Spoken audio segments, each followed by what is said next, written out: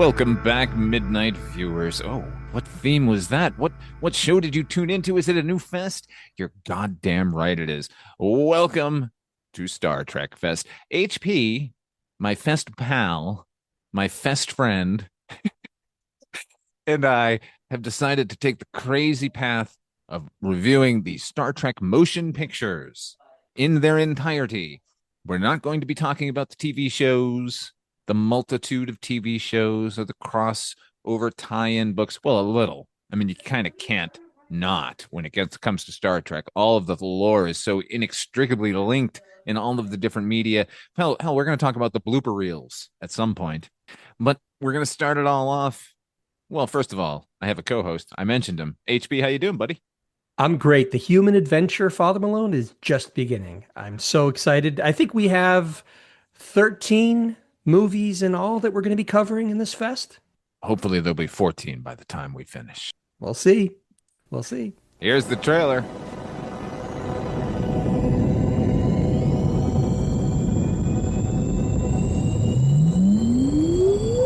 The human adventure is just beginning.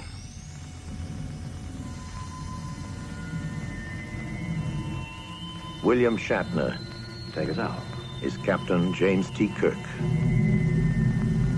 Leonard Nimoy is Mr. Spock. DeForest Kelley is Dr. Leonard Bones McCoy. James Doohan is Lieutenant Commander Montgomery Scott. George Takei is Lieutenant Commander Sulu. Majel Barrett is Dr. Christine Shattle. Walter Koenig is Lieutenant Pavel Chekhov. Nichelle Nichols is Lieutenant Commander Uhura. Stephen Collins is Commander Willard Decker. Persis Kambata is Lieutenant Ilia.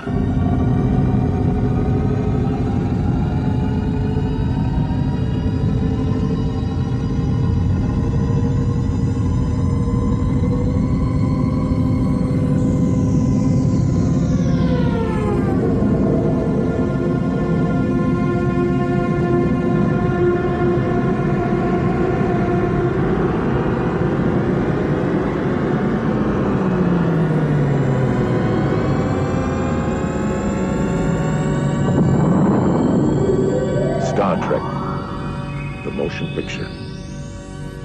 Gene Roddenberry's production of a Robert Wise film. Ah, the French. Oh man, they got Orson Welles. Pulled him out of mothballs to do that trailer, so you know it means business. By the way, why did they mention Majel Barrett as fucking Nurse Chapel? Get out of here. Nobody remembered her. Oh, right, Gene Roddenberry. HP, this was your first time watching Star Trek the motion picture, wasn't it? No, it was not. It was definitely not, because we've talked about this in the past. I know we have in other episodes, Father Malone, but so I got cable probably somewhere around 7 or 8 years old. And this was one of the big prestige premieres on cable at that time. I remember the cable guide. HBO. Yes, the cable guide had that month's cable guide had the movie poster for the motion picture. So this was a big deal when this. So I saw it. Now, here's the thing. I don't think I actually watched the movie in its entirety as a movie, as a single experience for a while. Because when I'm a kid, I would just turn on the TV and there's a scene from Star Trek. And let's be honest, we'll get into this, but there's a lot of nothing that happens in this movie. It's kind of hard to ask a 7 or 8 year old to sit through a 2 hour plus movie with not a lot of action happening for a lot of stretches of this movie. But so, yeah, I'd seen it more recently than that, but certainly not with this level of focus. Now, what was your prior to watching the movie? Now, clearly that's early times, but had you been aware of Star Trek? Were you a fan of Star Trek? Did you watch the show before that? Star Trek was one of those things that was always kind of in the firmament at that time. Like, I can't remember a time that Star Trek wasn't around. I knew who William Shatner was. The show was on. It was probably on Channel 38 in the Boston area at night, the reruns, because we're old, but we're not that old. It was on reruns. I caught the odd episode, bits and pieces. My older Listen, brothers the show watched went it. off the air in 1970. You and I were born in 73. We were watching reruns of Right. Star Trek. I don't want to, I want to be clear on that. We're old, but we did watch this in reruns. But mainly for me, it was my older brothers probably that were watching it. And I would just watch it with them passively, not really thinking about it. But certainly the theme has never been anything but totally familiar to me. Everybody knows the theme, even if you're not a fan. But let me ask you, because you had older siblings, but not older brothers like I did to that degree. When did you become aware of Star Trek originally?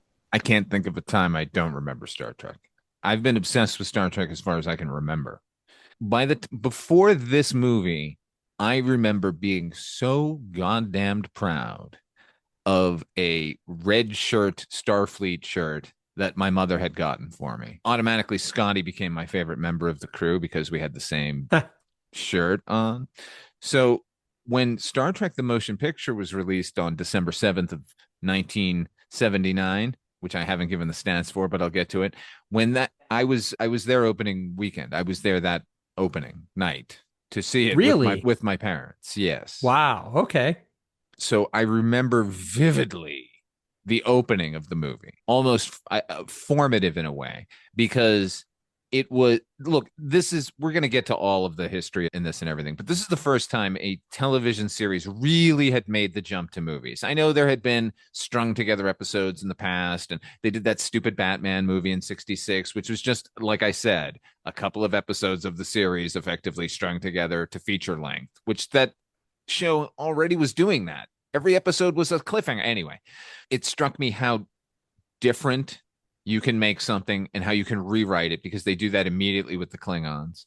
So that struck me. And then it struck me that you can also ruin something that you love by making changes to things that seemingly made no sense whatsoever. I think ultimately I watched it like you did on cable a bunch, because that's what we did as a generation. We watched television. And if there's a fucking movie on, all the better. And if there's a movie on uninterrupted by commercials and you get the full import of it. So I watched the movie probably more than I should have as a youngster, but it was in a starved for content kind of a way more than I'm really enjoying this. I wouldn't really start enjoying Star Trek movies like the rest of the world until Wrath of Khan. This was just on TV. Which was not that long, honestly, to wait.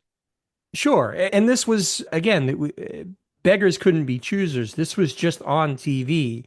And us being 7, 8 years old or what have you, I wasn't necessarily in control of the television most of the time.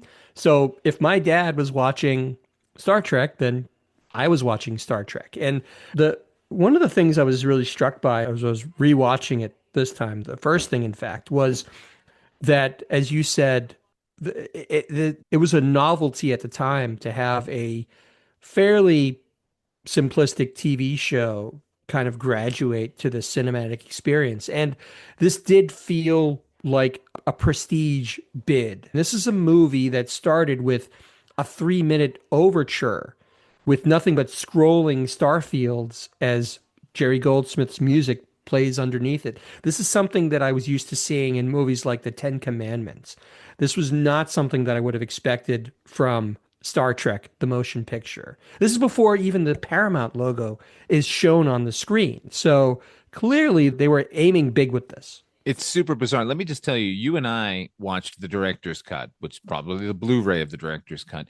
And when the overture comes up, you have the Starfield playing, right? In previous iterations on video and DVD, there is no Starfield for a good minute and a half of the 3-minute overture. So you're just looking at a blank screen. And then eventually the stars fade up and you go, oh, okay. See, I agree with you. It announces itself as a prestige picture, as a throwback to a grand event of a movie release. But it didn't really take into consideration the fact that those movies usually said overture So you knew what the fuck was going on because this is Right. 1979. This isn't Meet Me in St. Louis. You know what I mean? Now, having said that, I think it's awesome that they did it. And the more Jerry Goldsmith music you get to hear in the world, the better. But it's still weird that they did it this It's very weird. in a But movie that's since going to be overlong anyway. Let's tack on 3 minutes of sit here and listen to the score as if it's going to pay off later. it was crazy. But since we're talking about Jerry Goldsmith's score, well, let's get into it a little bit before we dig into it. Now, I adore his score here. I think it's fabulous. I think it's got all of the bouncy, sort of daring do themes and cues, but what one of the things that kind of announces there's a darkness to this movie is that there's this harsh drone sound that intrudes every so often. And I didn't know what this was until I started doing research for this episode, Father Malone. Oh, you mean this?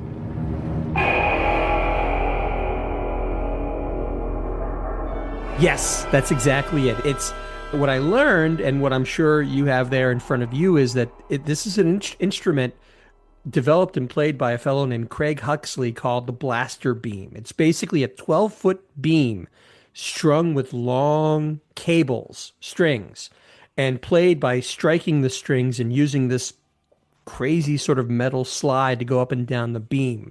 The funny part is I had a sense memory. I haven't seen this movie in many years, but I had a sense memory of that same sound when I was watching Attack of the Clones, the second episode 2, the Star Wars movie, because that's the sound. There's a scene where Jango Fett is setting off these seismic charges and pursuing Obi-Wan Kenobi. The seismic charge is the sound of the blaster beam. And in this picture, the blaster beam is meant to give this sort of discordant, scary, outer spacey tone to the main sort of villain of the piece, which we'll find out is this living machine called Voyager. But the sound of those cables vibrating, it felt outer spacey in a scary way. It feels remote. It feels alien. It totally matches the vibe that I think Robert Wise is going for, the director is going for. And it gave the movie this, like I said, this darkness that was never really present in the original series. And I love that about the sound. It's almost, people love to point to a soundtrack like Tron, Wendy Carlos combining synth sounds with orchestral sounds. And this is a great advancement. To me, this is almost on that level because it's this beautiful sweeping score that's matched up with this crazy giant alien sounding instrument, and it all works. And it's a wonderful score. Sorry, I gushed for a little bit. It is by far the best thing that came out of Star Trek, the motion picture, is Jerry Goldsmith's score. It sets the bar high for the entire series musically. It also delineates where we're going to go. Not only, look, obviously, Next Generation just gacked the main title, and that became the theme. So when I hear that theme now, I do think Next Generation above all. How can we not? Me too. Yeah, me too. Yeah. But it's important for people who aren't familiar with the original motion picture and maybe only familiar with Next Generation. You got to check out this movie and this score because this is where it was introduced and it works so well. And because the original Star Trek theme is so iconic and indelible, but it would not have worked for this picture. This picture is so much darker and more, just deeper than those original. How could it not be than the original 60s show? So for me, that this is a big tick in the plus column is Jerry Goldsmith's score. Jerry Goldsmith in 1965 was approached by fledgling executive producer Gene Roddenberry to score the pilot for his new series Star Trek, but Goldsmith was previously engaged at that moment and could not do the work. So this is in a way kind of a fulfillment and kind of points the way that it could have been fucking awesome back then too. I'm glad he didn't. I'm glad we got to wait because the Alexander Courage music is perfect for that show. But this knows where this film series knows more than the fucking filmmakers does. It's true. This elevates it in the way that the best soundtracks can elevate a picture, make a picture feel great. And this does so much heavy lifting for this movie. It's impossible to really, we can't oversell it.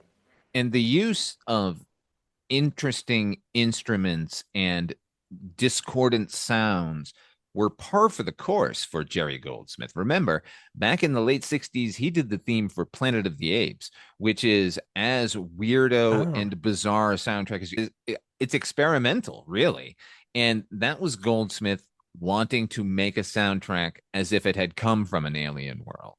And here, when he took the job, now he had worked with Robert Wise back in the 60s. They did the Sand Pebbles together. That's a Steve McQueen Navy movie. So when Goldsmith takes the job here, his attitude was, oh, this is like a naval picture as well. And more than that, science fiction is like a Western.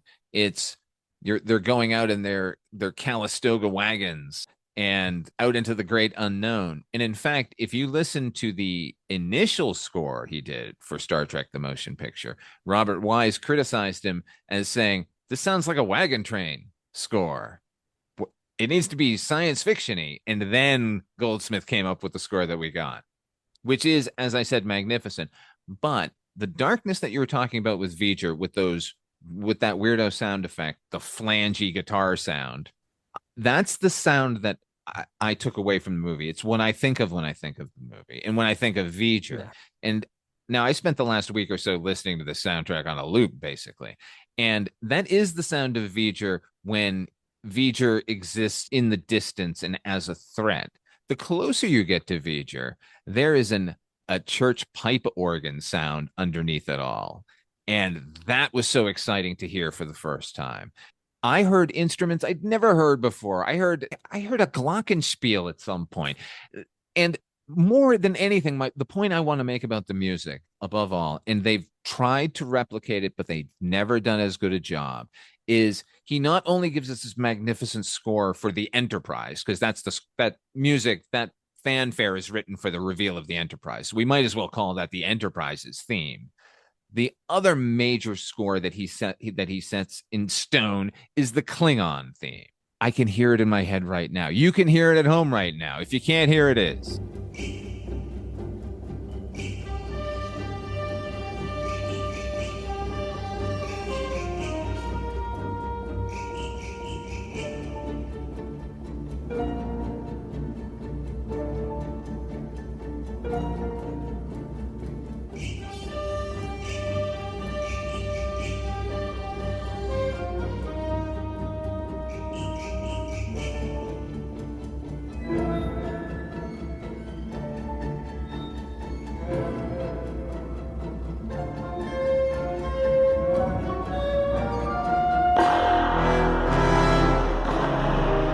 It's fucking incredible, man. It's great. So we've talked a little bit about the plot in broad strokes, but ultimately, what is the plot of this movie, Father Malone?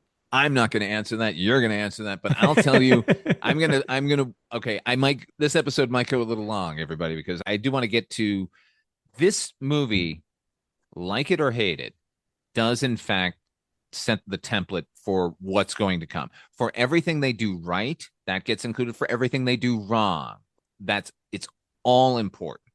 And how we get to there, I think, is as interesting as the movie. Actually, more interesting than the movie. This is not an Apocalypse Now, Hearts of Darkness situation, but this is a Werner Herzog, Fitzcarraldo sort of situation. I think the story behind the making of the movie is actually more interesting than the movie itself. Now, agreed. Okay, so Star Trek goes off the air in 1970, and immediately it causes the birth of fan conventions. There had been a very famous letter writing campaign to keep Star Trek on the air, which worked. So fans of Star Trek felt emboldened. Now, Gene Roddenberry himself didn't understand how powerful those fans were, nor did he understand their makeup. He thought they were a bunch of twitching nerds in the dark and didn't realize they were from like all walks of life, people who were actually interested in the space program and in futurism and science fiction. And anyway, so he attempts a couple of different series. Genesis 2, and there's another series he tries to get off the air. Nothing is working. And then he goes to a Star Trek convention, sees what the big deal is, embraces it fully, starts selling those blooper reels, which causes a huge fuckaroo with Leonard Nimoy, who's already pissed that they're using his likeness to sell bullshit. Now, in that case, there's nothing you can do about that. He sold this likeness for Spock. If they want to put it on underwear, they can put it on underwear. But selling the bloopers, that's a whole other thing. But he never agreed to have that footage sold. He appeared on a television anyway. So, based on the popularity of the conventions and a recent Saturday Night Live sketch parodying Star Trek, he's given the green light to write a treatment for a feature film, a $3 million feature film. And that movie, that screenplay is The God Thing, where a creature from deep space is making its way toward our solar system and claims to be our God. And he is returning to take what's his. And as he gets to our solar system, Kirk, and who cares? They go out to meet the thing, and it turns out not to be God, or it is, but it's no longer relevant because Roddenberry was a think piece guy overall. Guess what? Paramount didn't want to do that. So he then turns to his assistant, Ron Povil, who comes up with another screenplay idea, and he presents that to Roddenberry, who Roddenberry dismisses it as good enough for TV, but this is what we're talking features now, right? Okay.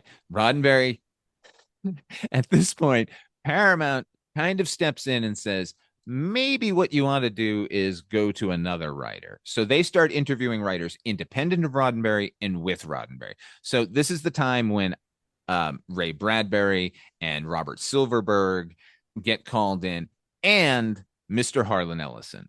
Now, this story is rather famous, and I'm going to read it to you in its entirety. These are in Harlan's words from a letter he wrote to Stephen King, who was inquiring about it. Because word on the street was there was a big meeting, and they had all the writers in one room, and they said, give us the biggest idea. And they keep giving bigger and bigger ideas, and they keep going, bigger, we want bigger ideas. And then finally, Harlan Ellison gives them the biggest idea of all time. They tell him bigger than that. He flips them off and walks out.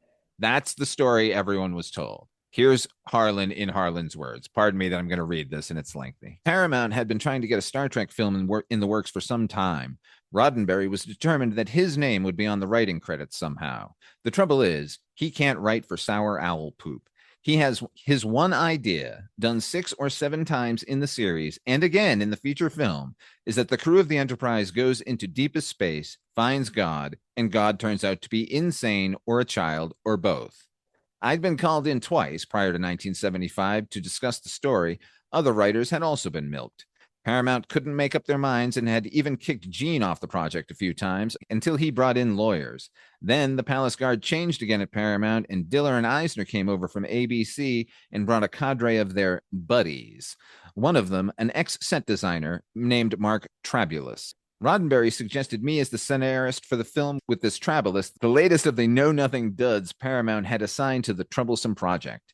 I had a talk with Gene about a storyline.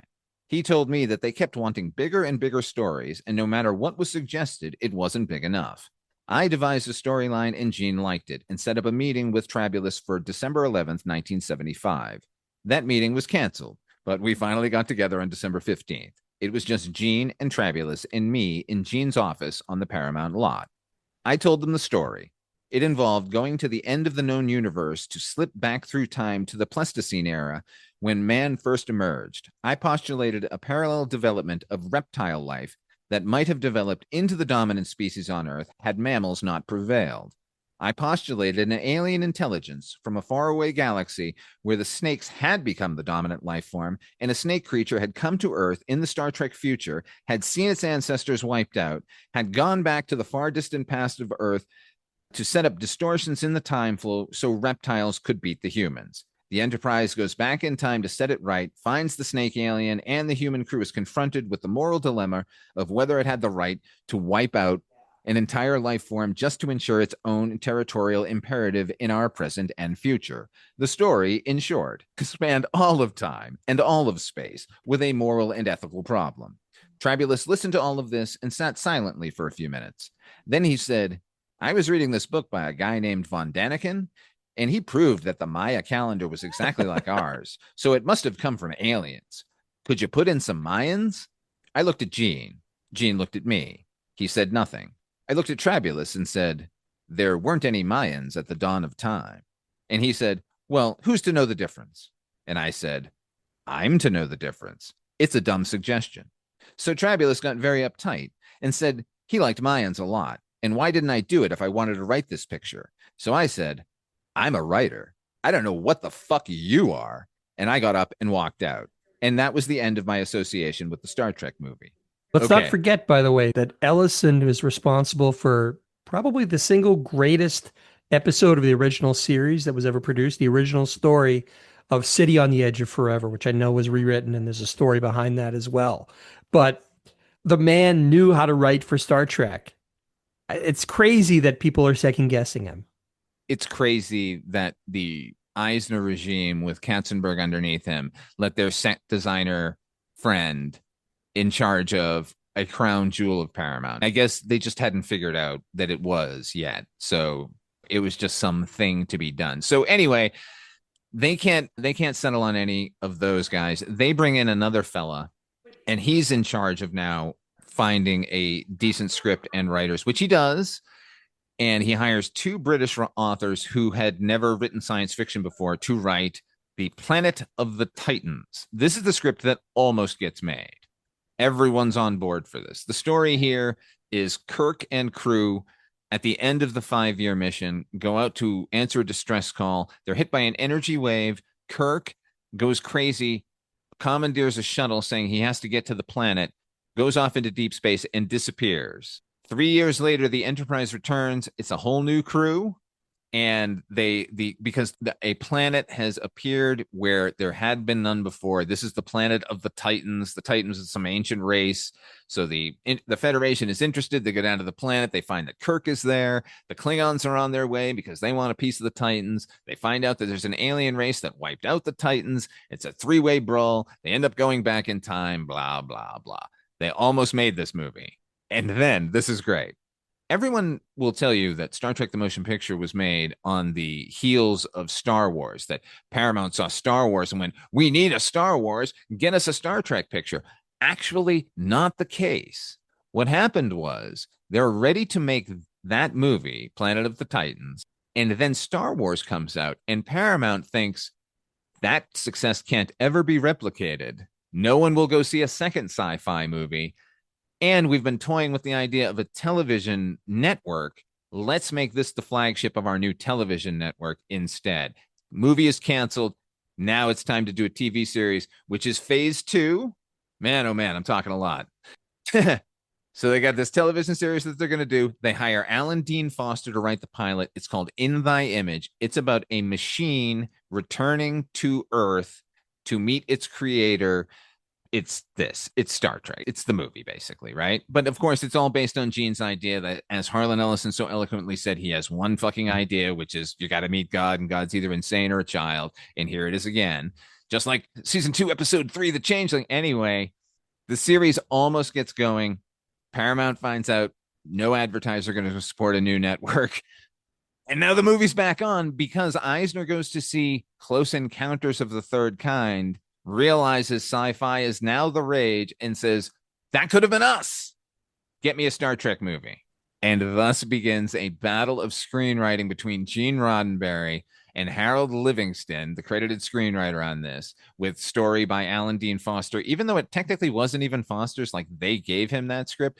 But Roddenberry and Livingston just keep rewriting each other back and forth. It's like magicians papering over each other's posters.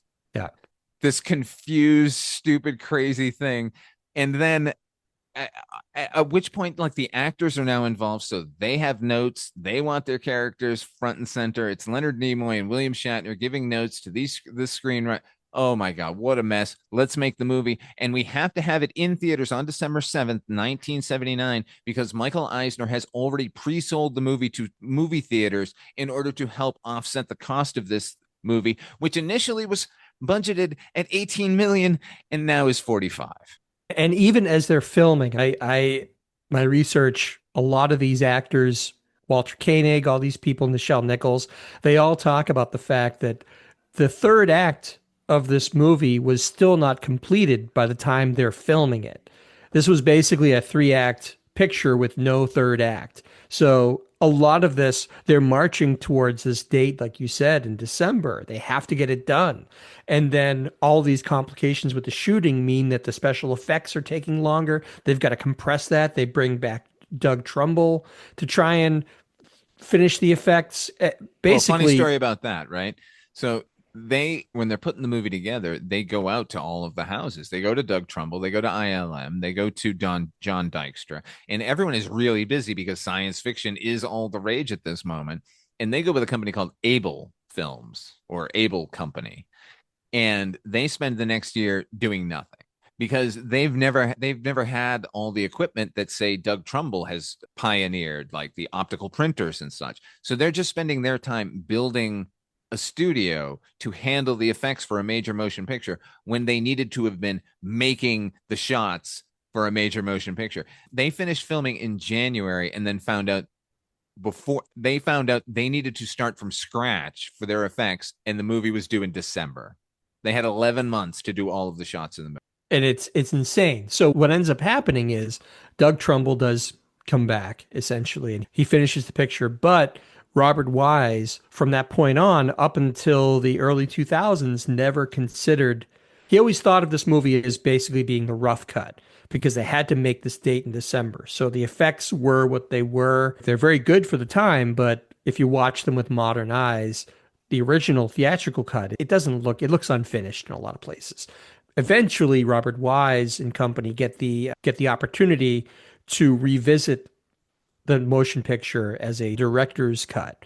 And they finished effects. Some scenes were changed. They added some sparkling new scenes of shuttles, and you don't see the matte lines and everything because a lot of this was done with matte paintings and so forth. So anyway, this is a long way of saying that's the version that Father Malone and I watched. We watched the director's cut because I feel very strongly in this case that if the director is saying, look, my movie wasn't finished until now, I want to see the picture in its most complete form. That's important to me on this. Not to say that the theatrical version doesn't have merit, but for the purposes of this episode, I sought out the director's cut as I know Father Malone did. It's the one available on streaming. It's the one you should watch. I don't know why you would go watch the old theatrical version. It was the movie that Robert Wise said, it's the only picture that I didn't get to preview before we put it out. He didn't get a chance to gauge an audience's reaction to the movie at all because they basically locked the whole thing on December 1st for a December 7th release. This isn't a Star Wars, the special edition scenario where George Lucas is going in and mucking with things that the cherished bits of the movie. This isn't a Han shot Greedo first situation. This is merely taking a film and making it better, in my opinion, Well, such as it is. they are finishing effects that were hastily done. There's some 500 effects shots in this movie. That's more than Star Wars and Close Encounters combined, and on a very limited amount of time to do it. Now, it must be said that the models were already made, at least, and those are magnificent. The Enterprise refit and the Klingon cruisers, those were all completed and ready, as was the little Vulcan shuttle. So it's not going to compete with a major blockbuster from this era, but for a movie from 1979, finished in the early 2000s, looks pretty good. I didn't really have much of a problem with the effects. I remember even as a young person being wildly disappointed with the version of Vulcan that we got. It just seemed like more cardboard set bullshit from the television series. I was like, oh no, it was a sinking feeling. So yes, definitely watch this. See the giant statues and the lava fields on Vulcan. Yeah. It's By the way, this is I've been going back and watching the original series on streaming. yeah. And it's the remastered versions where they've gone in and they've redone the effects. Yeah, same idea, yeah. Yeah, and I know people go crazy about that because they want the original thing that they remember from childhood. And I would counter that this is the way I remember it from childhood. I remember it looking this good. They've preserved that sense of wonder when you see the ship going across a planet and you're not looking for the cables holding the ship up. It looks like, because here's the thing with the original series remasters, they took great care not to make it look like it was produced in the early 2000s. It still looks like of its time. It just looks better. That's the only way I can describe it. The spaceships still have like a plasticky quality to them. They look like they're models, but they look really good now. Yeah. And they added blinking to the Gorn's eyes in Arena, and I really liked that. That was really good. I will have to check that out. I haven't seen those in a long time, but you're making me want to go revisit them. Oh my God, Arena is so good. And Piece of the Action. Piece of the Action is my absolute favorite Star Trek episode of all time. I think City on the Edge of Forever is probably the best Star Trek original series episode. Yeah. But oh my God, give me gangsters, baby. You know, that was going to be the basis of the Tarantino movie, right? I think I read that. That's the one with Vic Tayback, right? Oh, Wasn't he yes. one of the mobsters? Yeah. There's been many Trek comic books, but most recently there was one called Star Trek Year 5, which is a series that took place in the final year of their 5-year mission. And in, I think, the second or third issue, they end up going back to that planet from a piece of the action. So it's kind of neat. You get to see what happened after all of What it. happened? What did they do? I'm not going to ruin it for you. You're going to go read it. Damn it. Go read it. It's good. it's the one episode that I always wished in any of the other iterations of the show that they were going to go back to, because they had this complete society based on mimicry, and then they left a phaser there. I'm like, oh my God, they could just recreate 60s Starfleet. Now they don't have to, because they're doing it every fucking week with Strange New Worlds and all this shit. Everything is retro everything. But at the time, it would have been really novel. Yeah. Yeah. Well, they take a similar tack. I think somebody else, or there's some other thing. I think maybe Dr. McCoy has left something else behind on the planet, and that becomes the thing that they basically that forms the next phase of their society. But it's really good. I do appreciate those, that they're non-canon, but it's fun to revisit the original series, because we're never going to see this original cast ever again at this point. So it's kind of cool to go back and see this stuff. Read about it. What's the story, HP? Well, funny you mention that. Though the story is not the most original story, and in fact, within the context of Star Trek movies, this, spoiler alert, this won't be the last time we have a story with the same type of beats. So essentially, what happens is there's this cloud with some kind of ship, something in the middle of it that is it's heading towards Earth, and everything that encounters it, everything that goes into this cloud, they're destroyed. They're basically de-rezzed, for lack of a better term. Nothing can absorbed. Stop it. This cloud sends out these lightning plasma balls, and once they hit your ship, it basically just wipes it from existence. I guess I think you're right. It's absorbed into the organic ship in the middle of all of this that we learn about. So this thing is on an intercept course with Earth,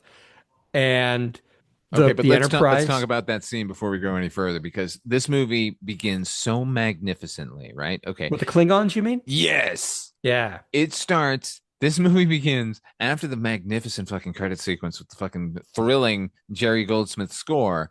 We immediately cut to, or no, we don't cut to, we pan over to, and then above, and then around, and then behind a trio of Klingon cruisers. Katinga class, in case you were wondering. These aren't birds, it's birds of prey. No, this is the new Katinga class, buddy. Okay. Okay. Mr. Trekkie over there.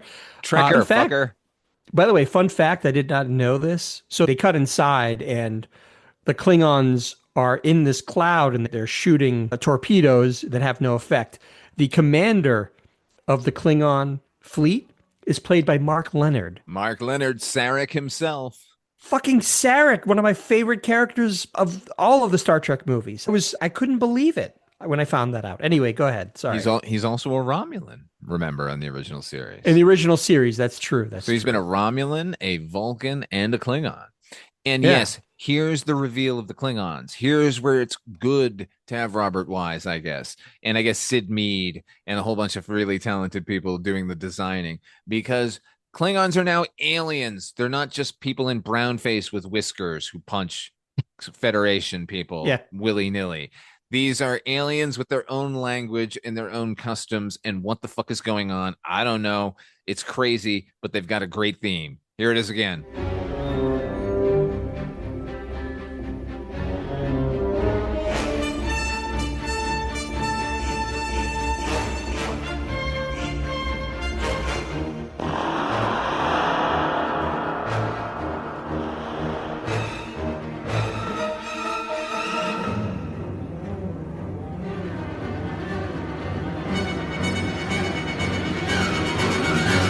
Oh, it's so good.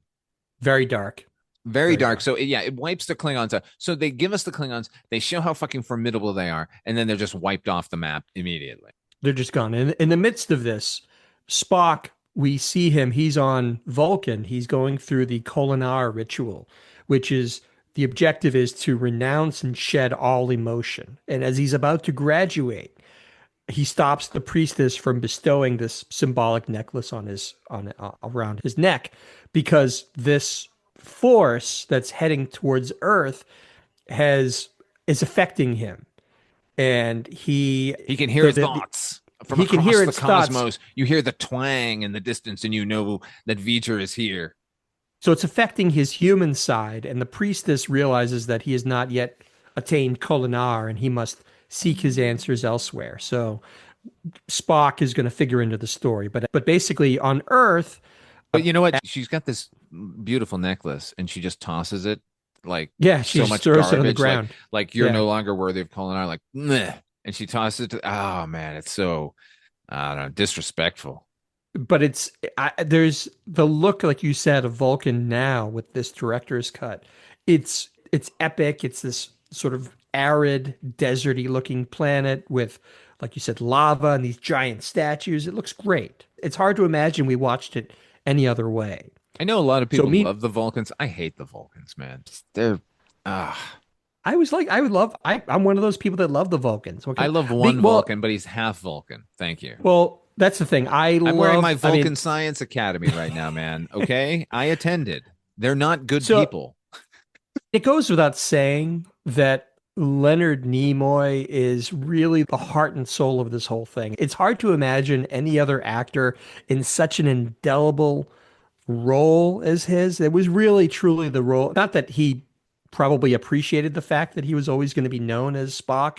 After all, he wrote his first biography was called I Am Not Spock, followed decades later by I Am Spock. But it's impossible to look at Leonard Nimoy and not think of Spock first. I love Columbo, the TV show Columbo. I'm sure you do too, Father Malone. And he played one of the villains. I loved it. I'm an unabashed. I fucking love Columbo. Anyway, Nimoy was one of the villains of the week. He was a surgeon that comes up with this crazy plot to kill this doctor that is holding back this. Anyway, I'm not going to go into details, but he's great in it. But you can't. It's kind of tragic in a way because he was such a great actor, but you look at him and you're wondering where the pointy ears and the arched eyebrows and the funny haircut, because he is Spock. And we're going to go through this whole exercise of going through all of these movies, all of the original movies and it's going to be such a treat to follow Leonard Nimoy, especially because he is the heart and soul, like I said, of these movies. And I cannot imagine. I know that there was all this conflict behind the scenes about his likeness being used, and he had to renegotiate his contract before he'd agree to do it. I don't blame him at all for that, because the man deserved to get paid, because you can't have that original series without Spock. Anyway. Well, let me just say about that. If there's a hero behind the scenes of this movie, it's Jeffrey Katzenberg, who actually made the effort to fly to New York, where Leonard Nimoy was appearing on stage, to see the play, to go talk to him afterwards, and to say, what is the problem with you and Paramount Pictures? How can we solve that? And saying to him effectively, you do know that even if you're involved in a lawsuit with the company, you could still come work for the company. And Nimoy basically Katzenberg said, what's the problem? let me go back. I'll take care of that. And then will you read the screenplay? And he says, yes, if you give me the money, the day that I receive the check, I will read the script. And that's exactly what happened. And good for him. It was a smart business decision. And let me speak to the other thing you said about Nimoy, which is he is so indelibly Spock. He had to write that book and let everyone know. There were more sides to him. Hobbit fans know that. But here's the thing, HP. Now, we were love talking his about. music. I'm such a fan of his music, by the way. The Bilbo Baggins is just one aspect of it. But anyway, proceed. Sorry. Now, I mentioned that we were effectively watching reruns of Star Trek. They had only been off the air for a few years before we were born.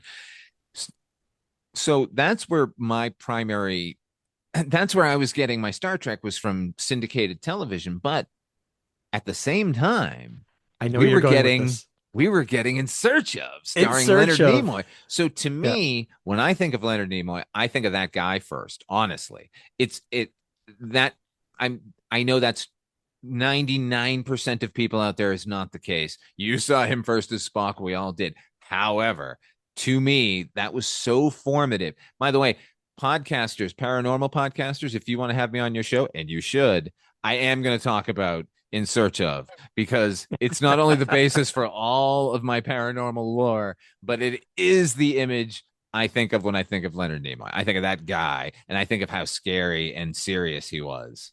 Oh, yeah. And that show covered the whole gamut of the paranormal and the supernormal. Everything from these, you talked about the ancient astronauts, all that bullshit, the Von Daniken stuff. They covered that. They covered Amelia Earhart. They covered the Bermuda Triangle. They covered, like, Their it's really Amityville Horror episode is scarier than the film, The Amityville Horror. Well, now we know the truth of what actually took place. They didn't know that back then.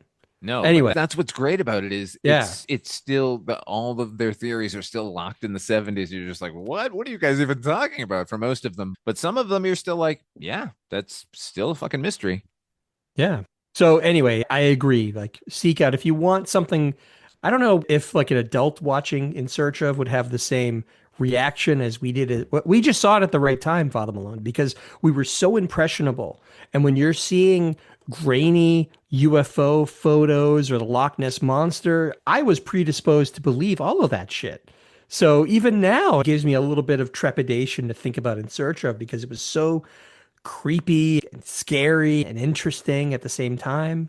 I don't think people today watching it for the first time would have any sort of reaction the way we did, because they have the other Spock with the other In Search Of, Zachary Quinto. He hosted the remake of the show. Plus, we had Commander Cheese there with Fact or Fiction forever. Oh, Frakes?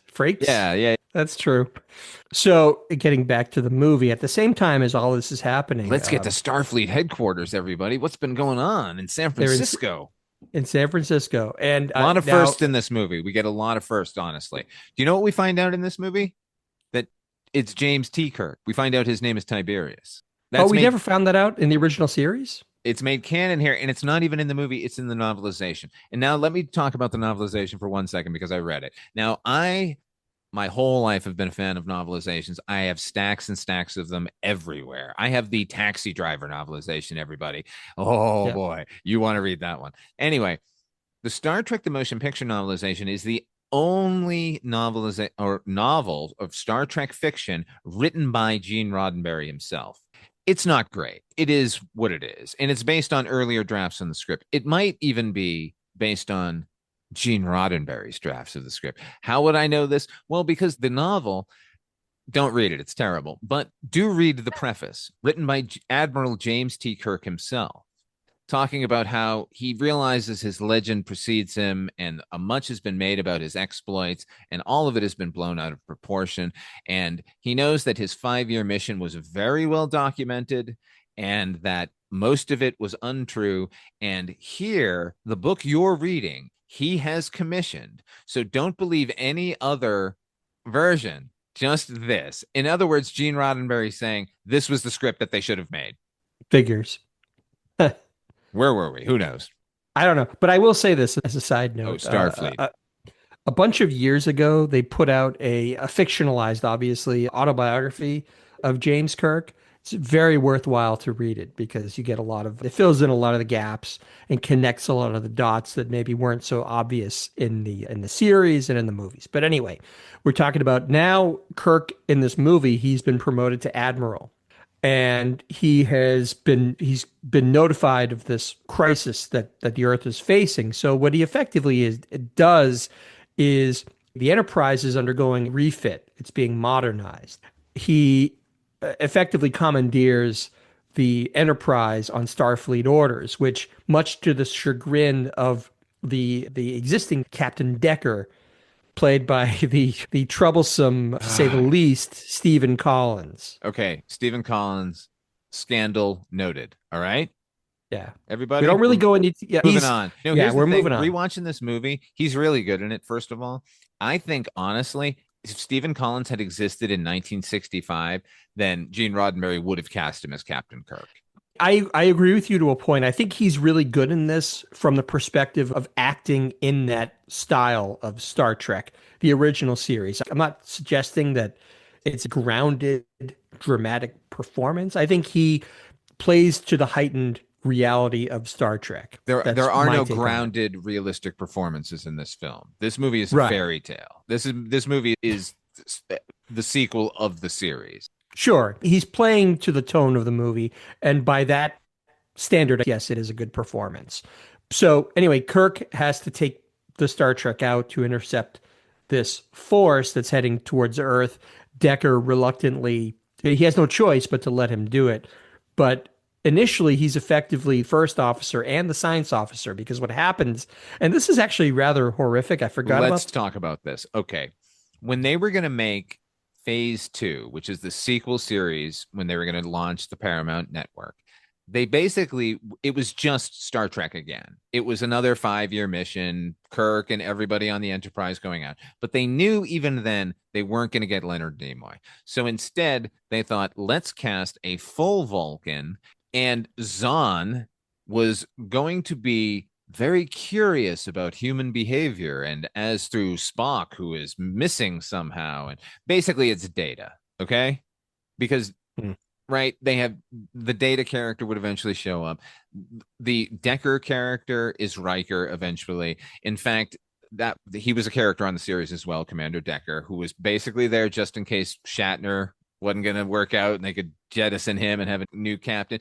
And the character of Ilia was part of the new crew of the Starship Enterprise, an empath, Deanna Troi. Roddenberry never threw one fucking idea away, did he? No, not at all. But the horrific part of what happens is... anyway, my point there was, I'm sorry to keep interrupting you. No, that's okay. Is that, so the guy who was going to play Zahn is in this movie on the space station calling to let Starfleet know about what happened to the Klingons. That's the guy. He's the Vulcan. Zahn. Right. Oh, gotcha. Yeah, because when Kirk is at Starfleet, he talks to the science officer. This guy, is his name Zahn in this as well? No. The guy on the station was the one who was going to play Zahn, and they said, sorry, we don't need you. We've got Leonard Nimoy now. Here, do you want to play this Vulcan science officer? And he said, no, I don't want to be a Vulcan. And they gave him a cameo as the guy running the station that gets eventually eaten by Voyager. Okay. Oh, I got you. Okay. Yeah. So the character who was basically going to be Zahn, we get from the science officer he meets at Starfleet, who he says, meet me in an hour on the Enterprise. Kirk, in that moment, dooms that man to death. And they only kill him so that they can get Leonard Nimoy on the ship, and it makes sense as a science officer. It's crazy.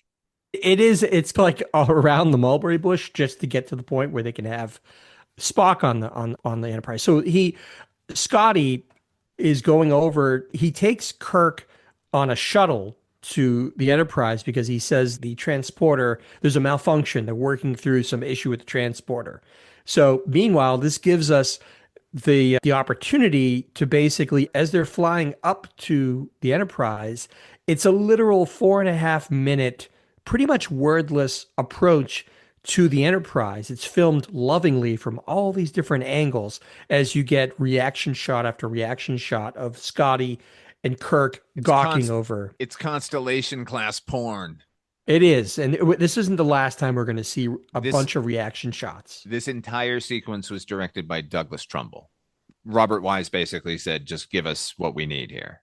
So Right. it Because was he, Trumbull. yeah, And I know there were like lots of storyboards and everything, but Trumbull was responsible for adding like the little guys floating around doing tasks yeah, and other shuttles and stuff going to and fro, like filling the scene with life. So it's not just static shots of the Enterprise, which, by the way, the Enterprise is fucking gorgeous now. yeah. Make no mistake, I'm joking that it takes forever to get there because this being a movie, I kind of want to cut to the chase and get to the action. But having said that, it does look amazing. And those little guys doing little tasks and stuff, that all does make it feel alive. So When they people finally talk get, about this movie, they say this is the scene that goes on too long. And I say there is so much of this movie that I would yeah, cut out before I touched one frame of this sequence. yeah. There's an approach into Voyager, which we'll get to, which takes even longer and it's even more ponderous. You know who my But favorite I character digress. is in Star Trek?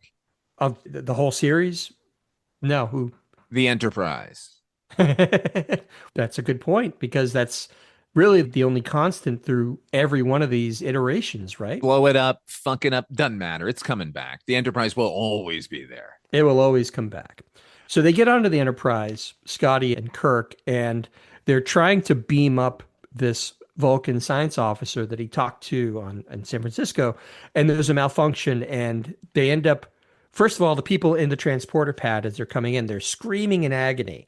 And then they have to reverse the transporter and they And go, then then Transporter Chief Rand, she's no longer a yeoman. She's yeah, That's Transporter Chief Rand from the original series, says, "Oh God, they're forming," which means they're deforming, which means that in this pattern, this energy pattern, their bodies are now starting to twist in on themselves. And then they send them back, where we are told what we received didn't live long, mercifully.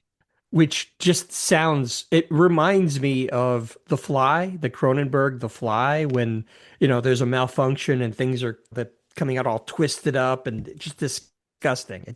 It's horrifying. And this is Star Trek. This is a beloved 60s TV show. And this is so dark the I way was they 7 start years this old. off. This was a fucking nightmare.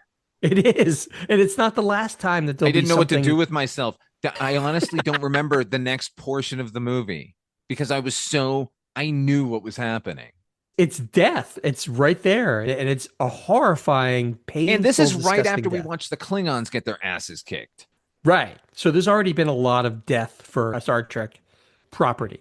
So Kirk basically tells the crew and everybody on the Enterprise what the deal is. They have about 53 hours to intercept this force before it reaches Earth. So they've got to intercept, investigate, take any action that's necessary. But at the same time, he gets a priority signal from another Federation outpost that suffers the same exact fate as the Klingons.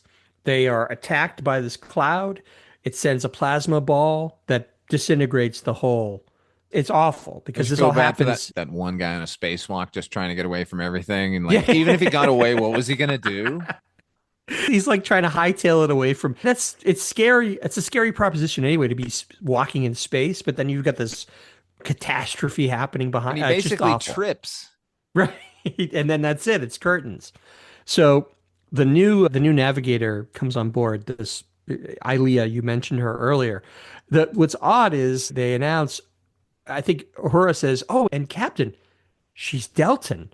And that seems to delight everybody. Like even they cut to Chekhov, who smiles so broadly, like we're supposed to understand what Delton means. This is left over from an earlier draft in the script where it was going to be more of the plot, but Deltans apparently are the most sensual creatures in the Federation, which is why when she meets Kirk, she immediately says, "I have a vow of celibacy," because Kirk's reputation has preceded him. Right. And we find out that Ilia and Decker have some romantic history together because he spent time on her homeworld. Where have we seen So that? Oh, hello, Deanna Troy and William Riker in Encounter at Farpoint. never throw Gene. anything away. Oh, Gene. So then the whole crew is there. They're ready to board, except for there's one character who refuses to use the transporter. And of course, this is another favorite. It's Bones. It's Bones McCoy. And why don't you describe what he looks like when he comes off that transporter I'm pad? I'm going to use a joke by Mike White on his show, The Projection Booth, which is Jim. We just came back from destroying disco. He's in basically a leisure suit with a fucking open collar to his navel and a fucking medallion and a rounded weirdo beard. A rounded weirdo beard. It's so fucking unusual. It's like you want to, when you start something, you haven't seen characters for a while, like you want to find out what they've been up to. I don't want to know what he was up to.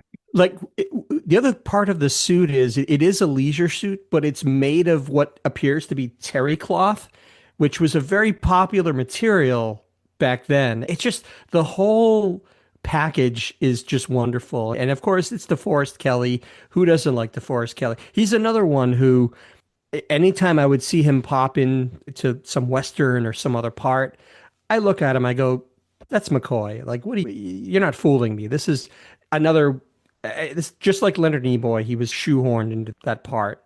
You And know, as earlier today most I of the was actors were. earlier today I was watching Assignment Earth from the second season, episode 26. And that's Okay. the one where they go back in time to the to Cape Kennedy or Cape Canaveral at the time, where the space launch. Remember, they go back to 60s Earth, and Terry Garr is there.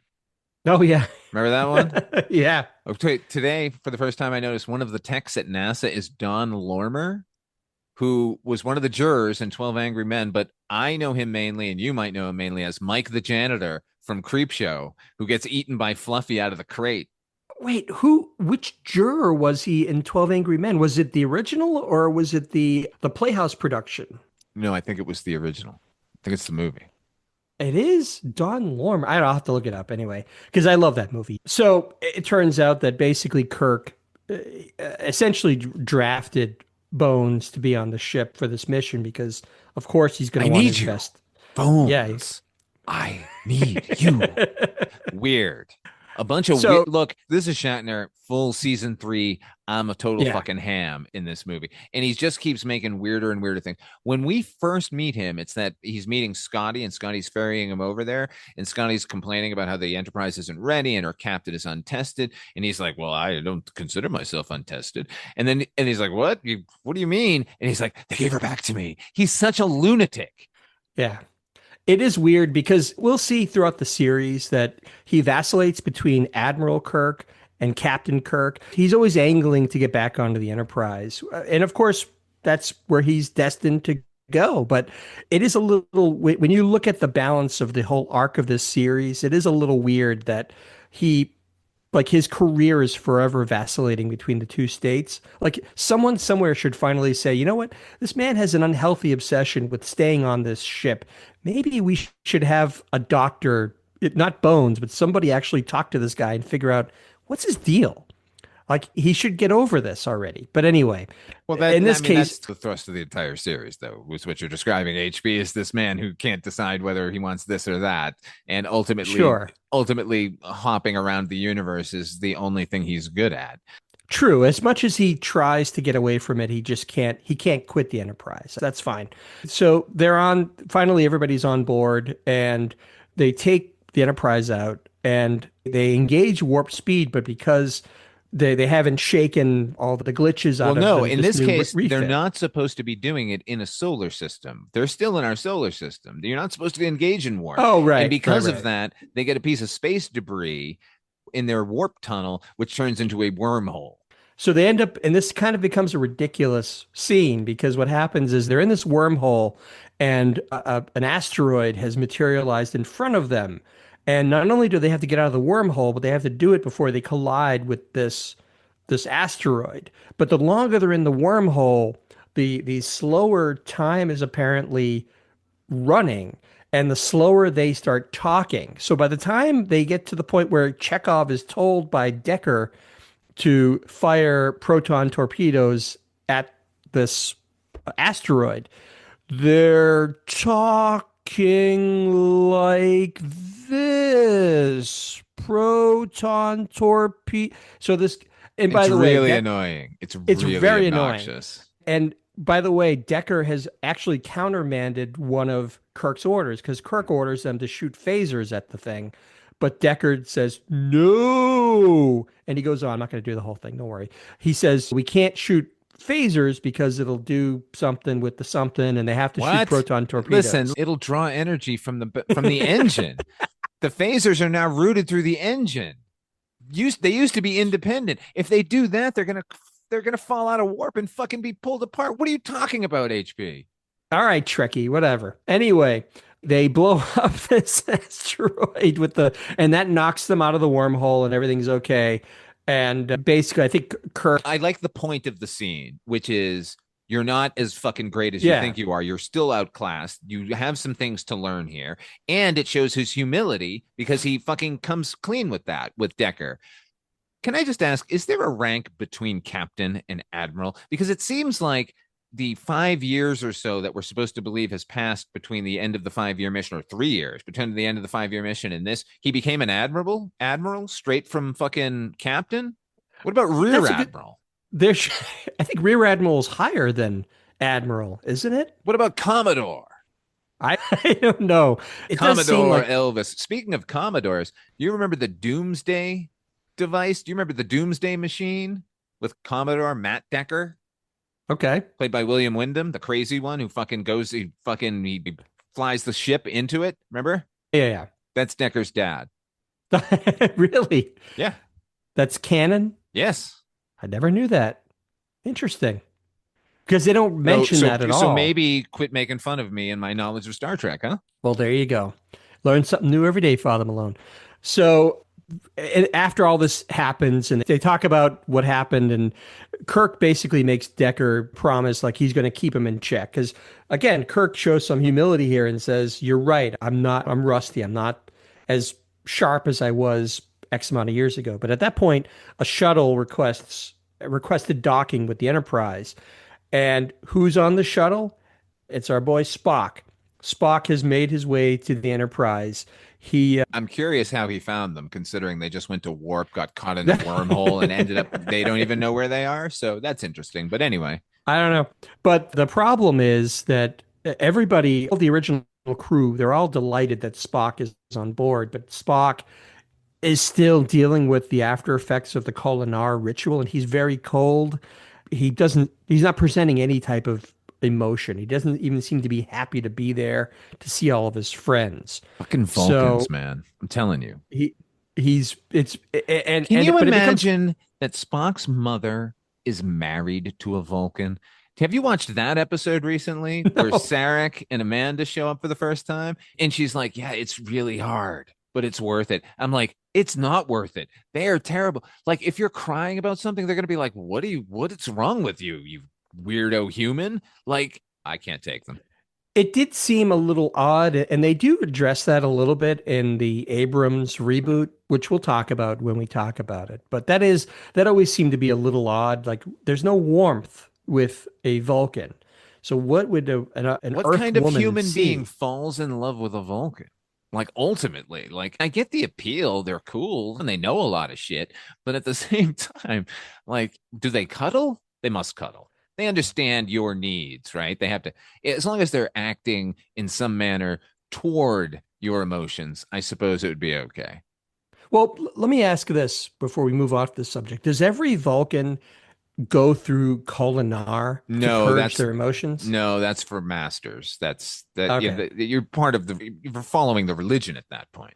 I got it. So it's likely that Sarek has not gone through Kolinar. He's still a regular old Vulcan with emotions that are mostly buried and subsumed. Okay, that makes more sense. Because and that part of it, I think, is the way Mark Leonard plays him, but he is played with a lot of warmth for a Vulcan. In fact, I would say that he probably plays him with more warmth than Leonard Nimoy typically does. Oh, I don't know. Spock. I've seen those blooper reels.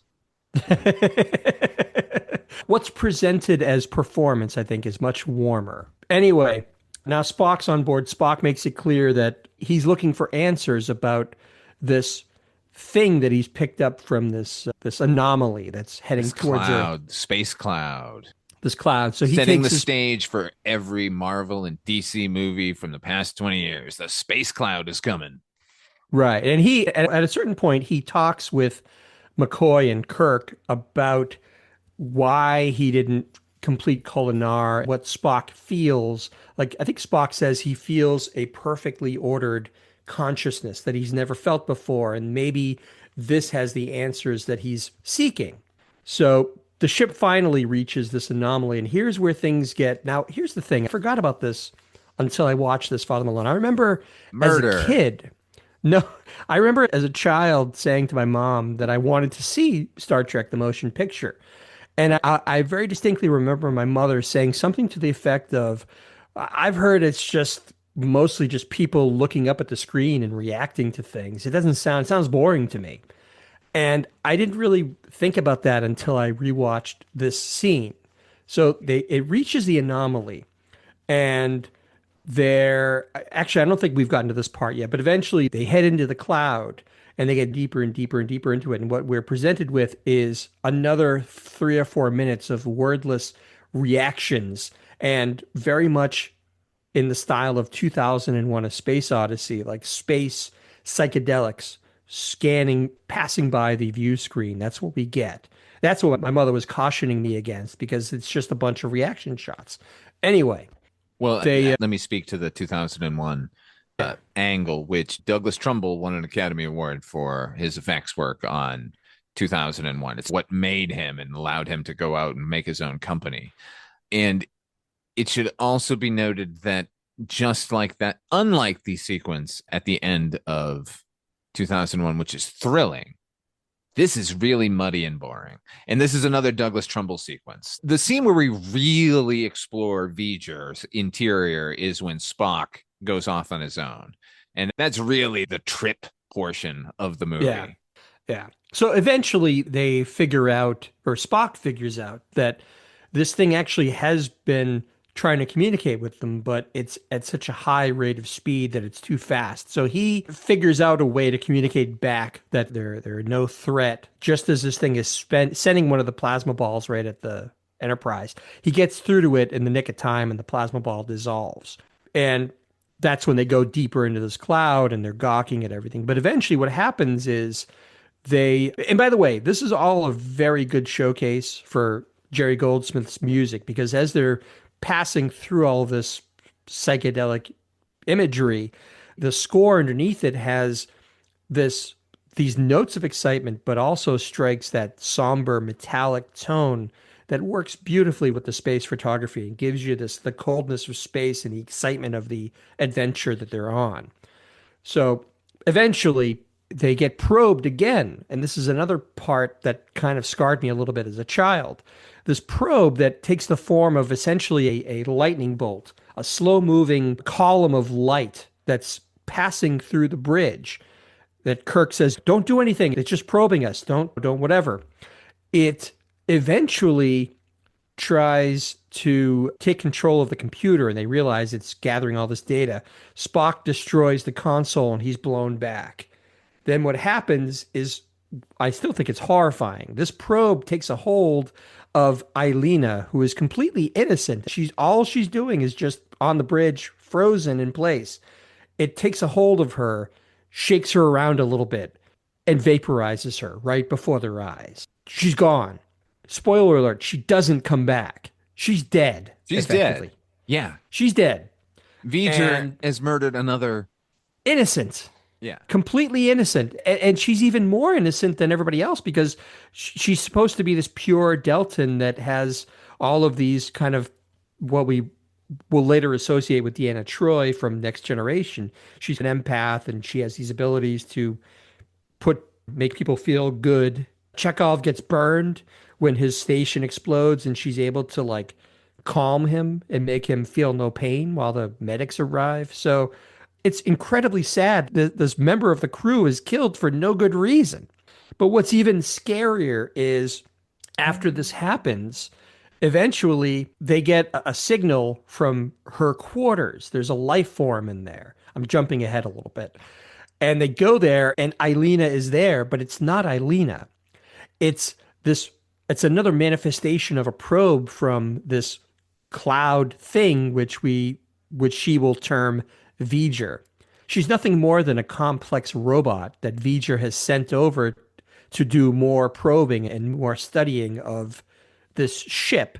So not only is Ilina gone, but she's been replaced with this weird robot-like simulacrum of her.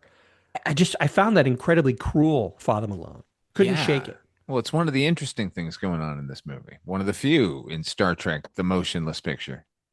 Because here's where we're at our most motionless. We're just traveling through the cloud now. Right. Is there a villain? I don't know. Maybe something at the end, at the center of this cloud, I guess, is the problem.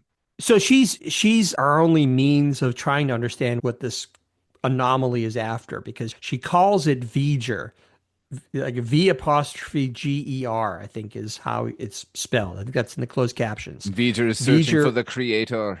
right. So this anomaly, this living ship is searching for its creator. We don't know why, we don't know what the purpose is, but she is on the ship now to study them. And then of course Deckard, because he has a history of Ilina, he's trying to, almost like trying to get an amnesiac to restore their memory. He's trying to walk her through all these familiar places in the hopes that maybe Ilina is in there somewhere. And there's clues that maybe there is some vestige of her in there. But I will say this. At one point, they go into what amounts to a rec room in the Enterprise, and he's showing her, hey, we used to play this game, and Ilina would always beat me. This room that they're in, I don't know about you, Father Malone. We talk a lot about set design and things we like in other podcasts, Night Mr. Walters for one. This, it's mammoth. It looks like I would imagine a rec room would look in a giant starship in space in the 23rd century or whenever that is. I was entranced by it. I thought it was great. It is. It's the second time we've seen it. It's the same room where they've gathered the entire crew to let them know what their mission is. At By the the way, beginning, that right. by that the crew is mainly in that scene peopled with fan club members and other like people who were fans of Star Trek who had like contacted the production. Which would explain the fact that at one of the reaction shots, there's someone who's clearly like somebody who has like bad skin, like a lot of pimples. And I'm like, wouldn't they have cured pimples in the 23rd century? But it makes sense now. That's probably someone who was just a young fan of the show who was just going through puberty probably at that point and had bad skin. I don't know. I thought it was funny. So as this is all happening, eventually Spock steals away from his station and he steals, I think they call it a thruster suit. It's one of these spacewalk things where he's decided they've gone all the way to this part of the ship, this living organism, this Voyager that has this aperture that opens and closes at regular intervals.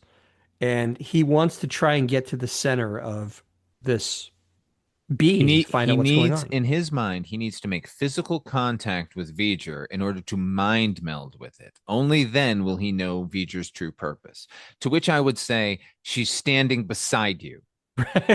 You can just talk to Why her. are you getting in a fucking spacesuit and flying through the cloud when V'ger is on the ship already with you if you want to mind meld?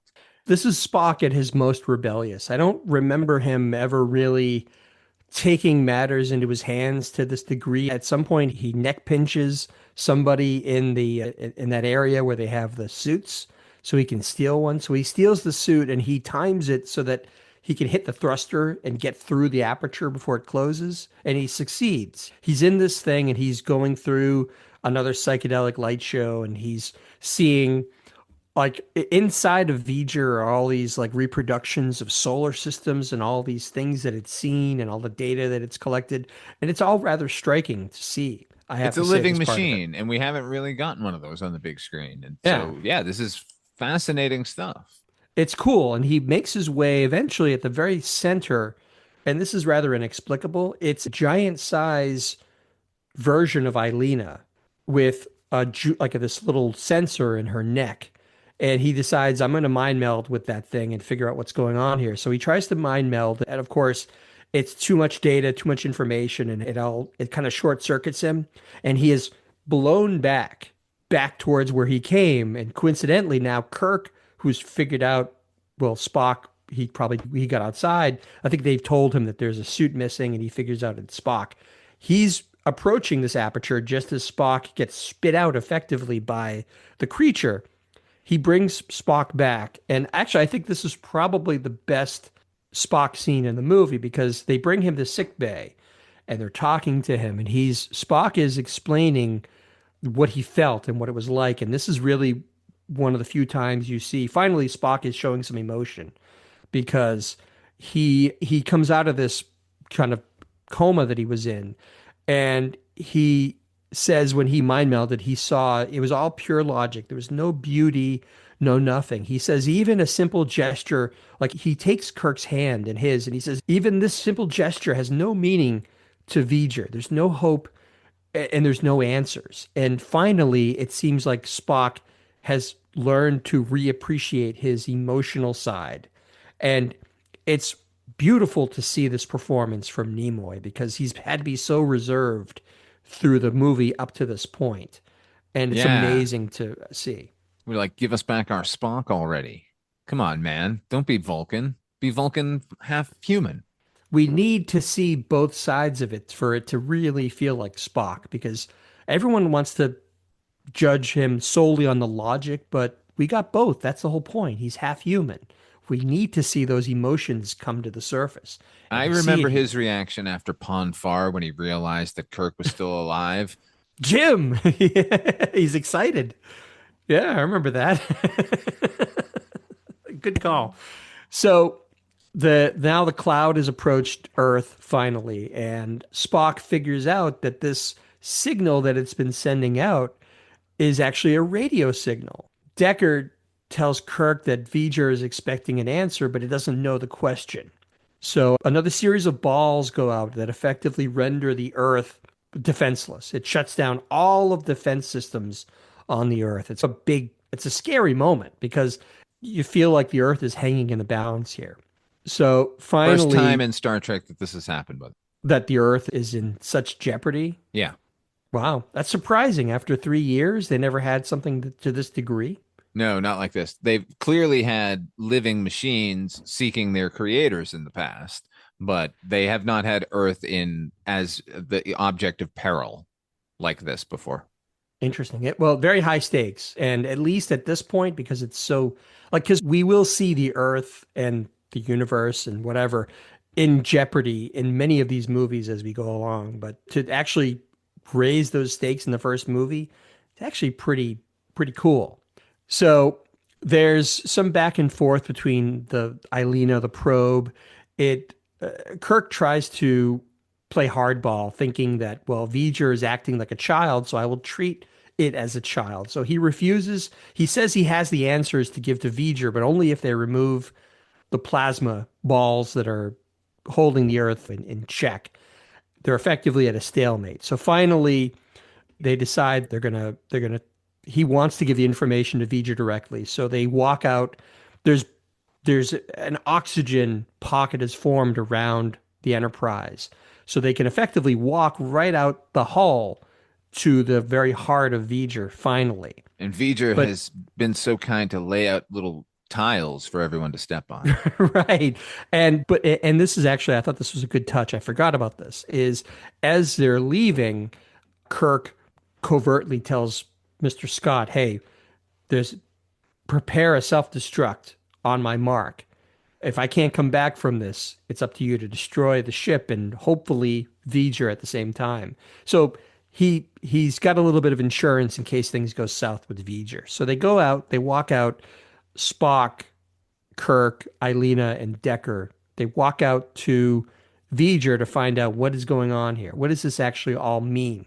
And I gotta say, I still think this is a wonderful twist. I'm sure that it was probably done better in some episode of Star Trek previously, but as a child, I thought this was really a cool twist. So they get out to V'ger, and it's like in the middle of all of this sort of living machinery is ultimately a satellite, a man-made satellite that all of this is formed from the center outwards. And they're looking at it, and it's V'ger.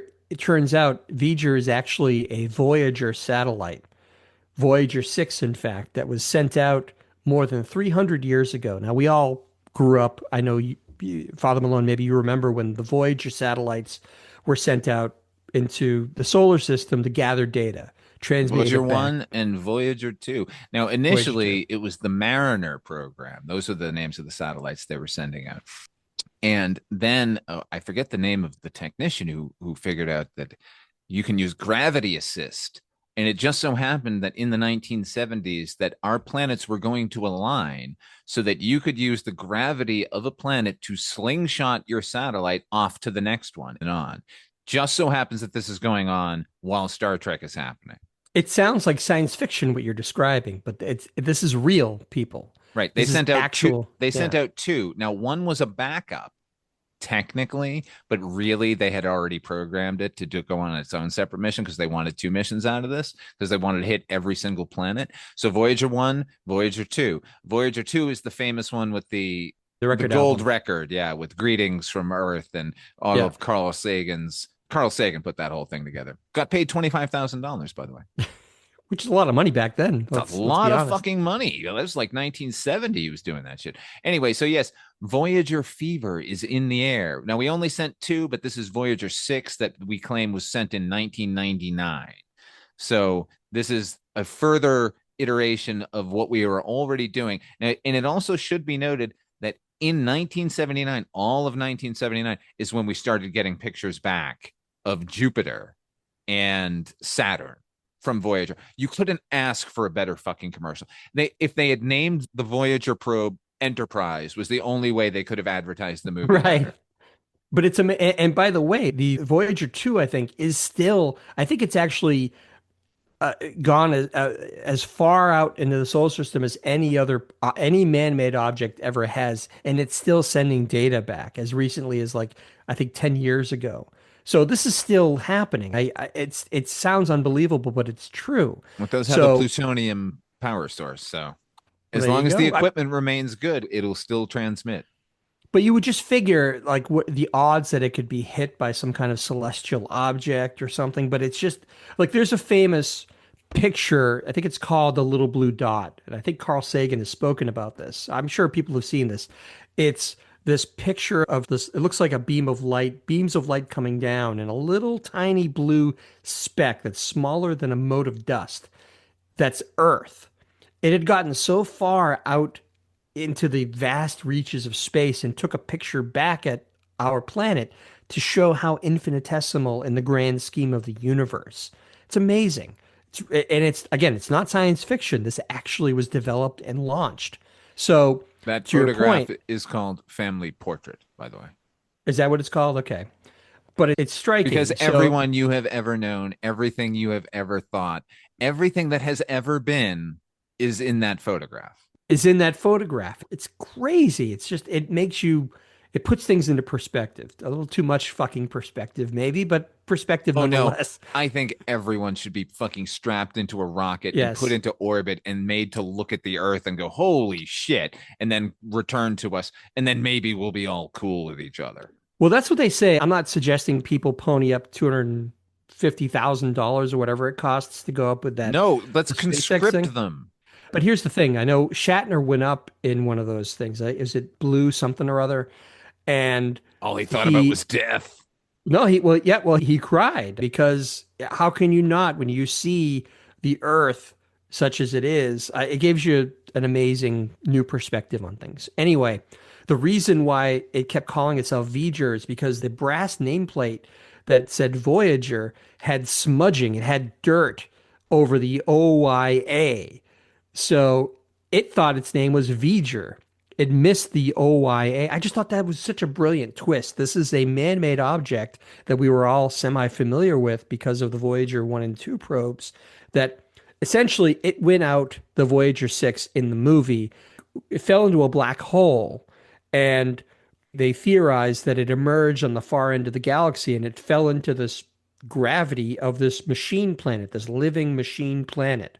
And this thing took the creed of learn all that is learnable and take it back to the creator because that's what Voyager was designed to do, transmit information back to Earth. This living planet absorbed the Voyager probe and took that as a literal meaning that became bigger and more monstrous as it got bigger and So bigger. the lore is Voyager 6 ended up on a machine planet that went, okay, we understand what they were trying to do with this, but let's give it life and let it complete its mission to its fullest extent. And then V'ger just started absorbing everything, but Yeah. every time it was calling back to Earth was not getting a return. So Not getting an now, answer. so now it's coming back. Okay. Now, Eh, Yeah. Star Trek lore will have you think that the planet that it landed on was the Borg planet, I've heard that. Yeah. that the Borg created V'ger. Okay. Now, the reason people think that is because William Shatner, in his novel The Return, kind of offhandedly mentions that as a possibility. So since then, people have been taking it as canon, but it's actually the opposite. Do you know what happens to V'ger eventually? V'ger creates the Borg. At the end of this movie? No, not at the end of this movie. In its further travels, V'ger ends up creating the Borg. Interesting. Where was that spelled out? It's in the comic books. Look, I'm not. This is I thought you were going to say, oh, someone such wrote about it or whatever. speaking of which, you're familiar with the concept of the mirror universe in Star Trek, right? Of course. Who isn't? Right. Spock with a goatee. Yeah, right. Somewhere there's an evil me with a goatee somewhere. So in the mirror universe, there's a mirror version of V'ger named Seeker. Get out of here. No, I'm not kidding, man. Get this. Seeker was sent out by the Terran Empire. Its name is Conqueror. Seeker. And when it gets to where it's absorbed all of its knowledge and realizes it's just been used by the Terran Empire, it returns for vengeance, not to give it knowledge. I love Seeker. I love V'ger. See, I want to see that movie, that what you're describing. That sounds pretty cool. Well, it should be noted that V'ger has not made a return to any of the Star Trek properties. How many fucking Star Trek properties have been there since this movie came out? Next Generation, Voyager, Deep Space Nine, Enterprise, fucking Strange New Worlds, fucking Discovery, fucking Outpost 31, and nobody, no talk of V'ger, no twanging guitar sound. What the fuck? That's the thing, because this was a grave threat to the Earth as we know it. And we never hear about it ever again after this. You're absolutely correct, Father Malone. It's pretty weird. Kind of an oversight, I would think. Yeah, considering Huh. how many fucking iterations of Star Trek are out there, nobody's decided, like, hey, let's go back and look at V'ger. Now, how many times have they gone to the goddamn Genesis planet? True. And that was only, what, in the matter of but 2 or 3 movies they kept going back to Genesis? Yeah, man. Yeah. Come on now.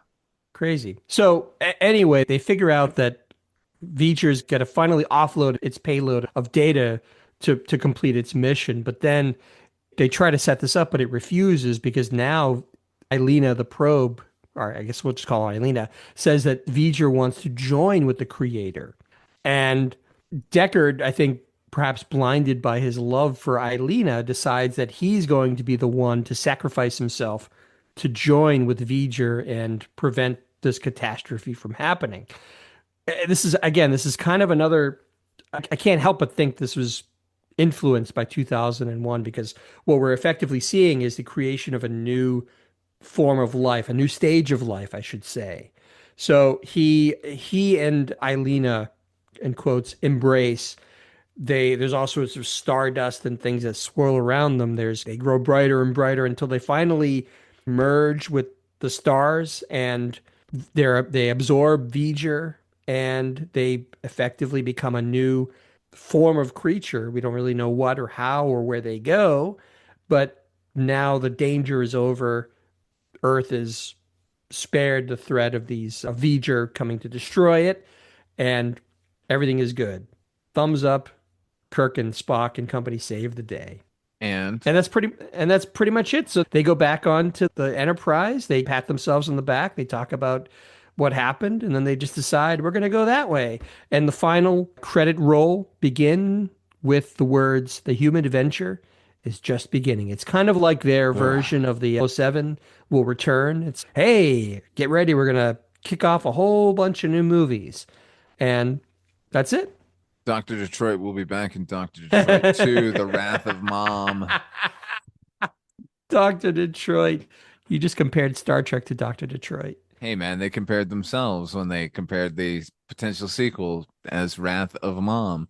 Okay, let's talk the good things about this movie. I think we've mentioned some Sure. of them. First and foremost, it's Jerry Goldsmith's score. It's The fucking music. incredible. Yeah. It's just amazing. I think the effects Yeah. still stand up for the most part. There's a Yeah. lot of dodgy shit once they get inside Voyager. There's a Well, shot where they're like go forward, and then the Enterprise just sort of, it looks like a cut and paste like JPEG of it like moving kind of up and to the left. I'm like, what is that shit? there's a lot of dodginess. When Spock goes to mind meld with V'ger before he gets spat back out, the matte lines around his hands, around his gloves, is so thick. It almost looks like a deliberate artistic choice, but I know that it's just how they had to do things back then. We didn't talk much about the uniforms. Like they That's one changed of the the look of bad the things. uniforms. That's Yeah, yeah. we're doing good. Okay, We're we'll gonna get to that. What All else right. is good? What else is good? Well, you Klingons. mentioned the effects. I thought that Nimoy's performance as Spock was really good. I think by and large, the cast does a pretty good job of carrying through that Star Trek feel through the acting. Here's the thing. Ultimately, before we even get to the good and bad, let me just say this. It's a long ass movie, but the bottom line is this plot, if taken down to its essentials and pared down to like an hour long episode or what have you, is very much, it feels like a Star Trek episode. That's probably the best thing I can say about it is if you streamlined it, it would be right at home in the 60s. I completely agree with that. This is a Star Trek episode. What the thing I admire, I think the most about it might be, is that like the original Star Trek, a climax isn't dependent upon blowing something up or punching somebody really hard. Star Trek was always the more cerebral and a little more sci-fi than the rest, and always based more on thought. I know Kirk bedded a lot of women and punched a lot of dudes, but he also was a deep thinker and like a brilliant strategist. And I like that they came up with that solution here, even though it's not their solution at all. It's just Deckard sacrificing himself and joining and becoming a new entity.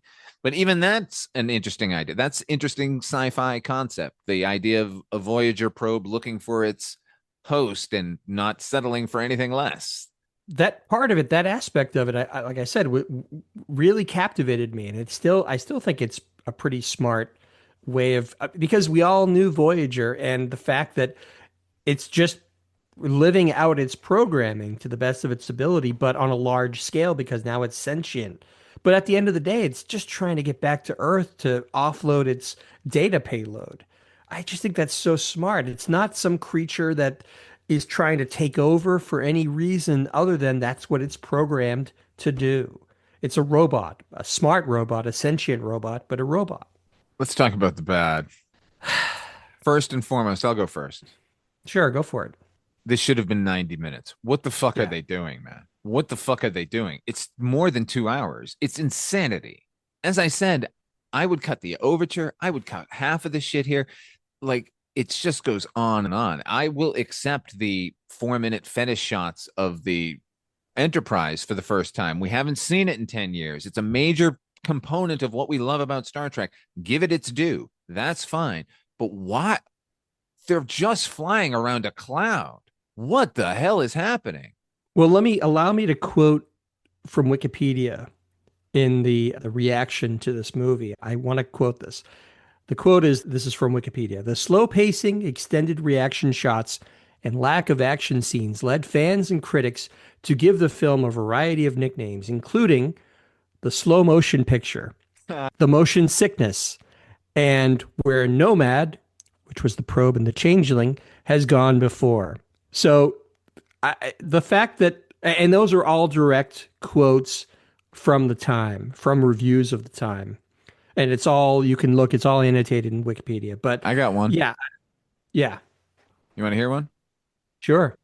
And television begat Roddenberry, and Roddenberry begat Star Trek, and Star Trek begat Trekkies, and Trekkies begat clamor, and clamor begat Star Trek animated cartoon, and the cartoon begat more clamor, and more clamor begat Star Trek conventions, and Trek conventions begat even more clamor, and even more clamor begat the myth, and the myth begat Star Trek the motion picture, and the behemoth labored mightily and begat a mouse. Fired by a decade of devoted, dedicated, often fanatical hue and cry, Paramount and producer Gene Roddenberry have given fans of the long syndicated series precisely and exactly what they have been asking for, and therein lies an awesome tragedy.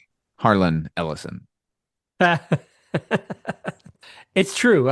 Look, the worst thing about this movie is the slowness. I totally agree with you. You could, and I think you might have mentioned that somebody somewhere has tried to create an edit that is a 90-minute movie as opposed to a 2 hour plus movie. And as pretty as some of the visuals are, brilliant. It begins in flight. They're already on the mission. They do away with the fetish reveal of the Enterprise. It starts, they're already on the way. Spock arrives. Then Spock tells them what's up, and we get a flashback to Vulcan. And then the movie continues. Ah, wow. Yeah, that would work. That would work really well. We've already talked about the confluence of events behind the scenes that led them to release the picture in the state that it's in and how the effects worked and whatever. But yeah, it's just too slow. It just doesn't move as fast as it needs to. And that's something that I think they took to heart. Because when you think about it, we're going to get to Star Trek 2. That movie fucking moves and it doesn't stop. This is the exact opposite of that. This one starts awesome. You know what? I would contend, honestly, the first act of this movie is unassailable. Up until they leave Space Dock, it's great. And then it slows to a crawl that it never recovers any momentum for, which is crazy because it's about a creature hurtling towards Earth where we're all going to be doomed. It's almost too cerebral because even, yes, there's a lot of reaction shots and effects shots, but there's an awful lot of talking here too. A lot of debating about the meaning of what's happening, and that's fine. Maybe, but in the service of a more streamlined picture, I think it would have been much more effective. It just feels like it crawls and never gets out of the muck. And if you're going to have the movie this long and you're going to introduce two characters that we've never met before and make them central to the entire plot, then how about some time for the rest of the crew? Yeah. Yeah. Are you kidding me? They bring back Uhura and she's basically hailing frequencies open again. Yeah. I know for a fact Walter Koenig he basically looked at his part as essentially a cameo. And I can't blame him because he doesn't do much. Aside from getting burned at his station and having Ilia calm him, he doesn't really do anything. So I do think the rest of the cast gets real short shrift here.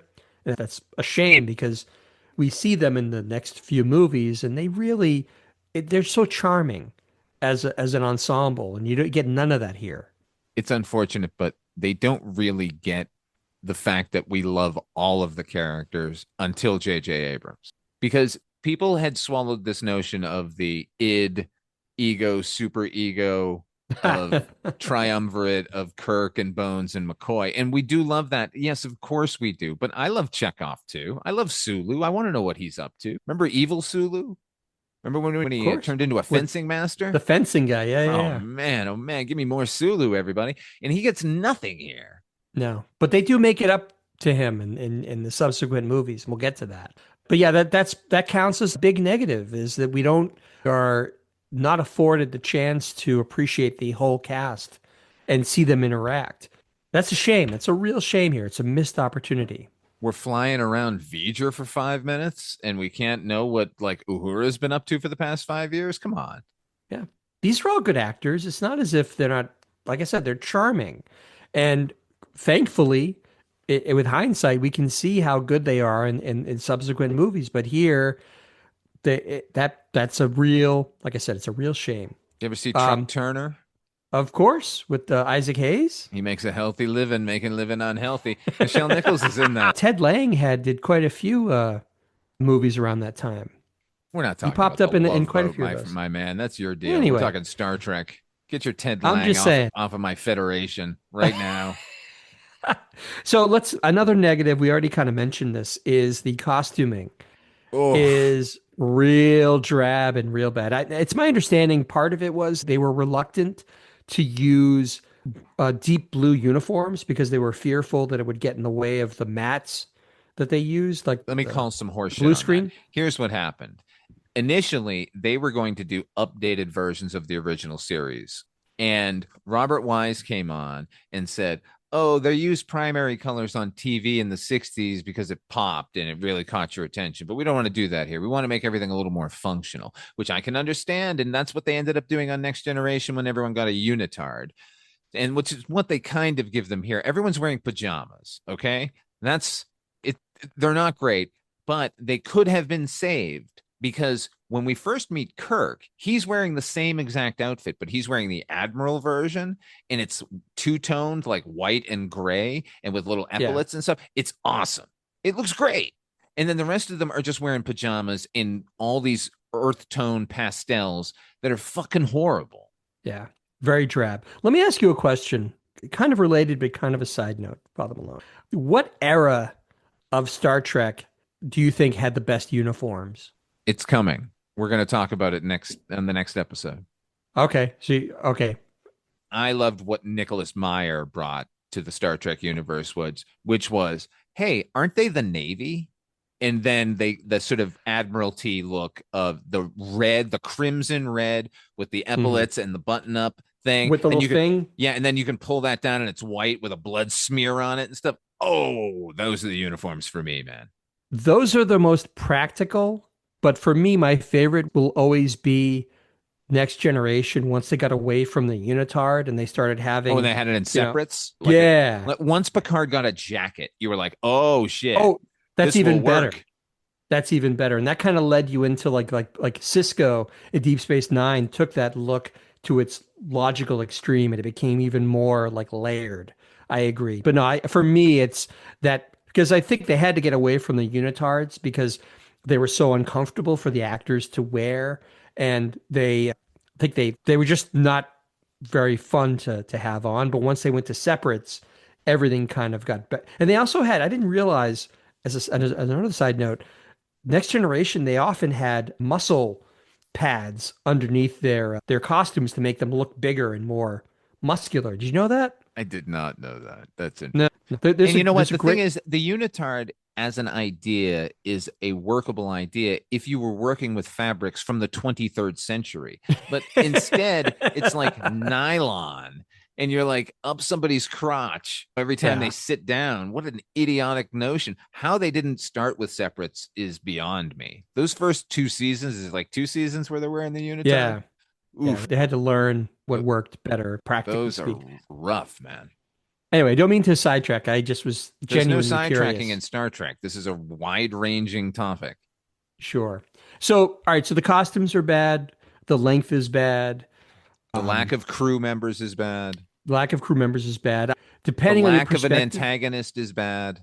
true. And I guess in hindsight, you We could needed say to it's meet bad. Voyager about halfway through.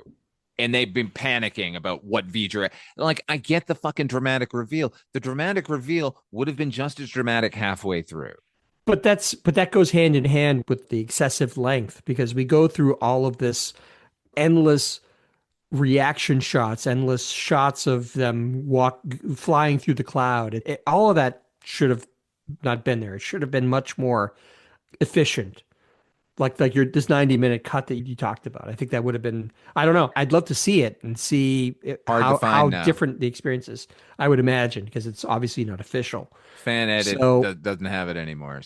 So all right, so not perfect, but as an opening salvo for the Star Trek movies, do you think this was a success or a failure? you know what? As the last episode of the television series Star Trek, as a transition to feature films, I think it's a pretty good movie. But you kind of had to. There's no getting to like Khan if you don't at least try to plant a flag and say, okay, we're going to commit to the cinematic version of Star Trek. Here's the thing.